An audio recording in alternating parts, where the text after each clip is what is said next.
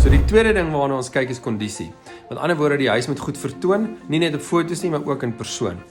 Tuin moet netjies wees, die huis moet redelik gedeklatterd wees waar moontlik en natuurlik skoon en nie snaakse merke en goeders teen die dak en mure nie. So probeer jy om jou huis in so netjies moontlik toestand te kry sonder om te veel geld te spandeer, want as jy te veel geld spandeer aan upgrades en goeders, gaan jy nie noodwendig dadelik jou geld terugkry nie.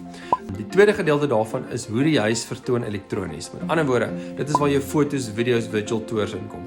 Baie van die agente gebruik sommer selfone om foto's te neem en die huis vertoon ongelooflik sleg. Ek hoef nie eens te veel uit te brei daarop nie, ons almal besef dit baie goed. Mens moet jou huis absoluut die beste moontlike kans gee om goed te vertoon.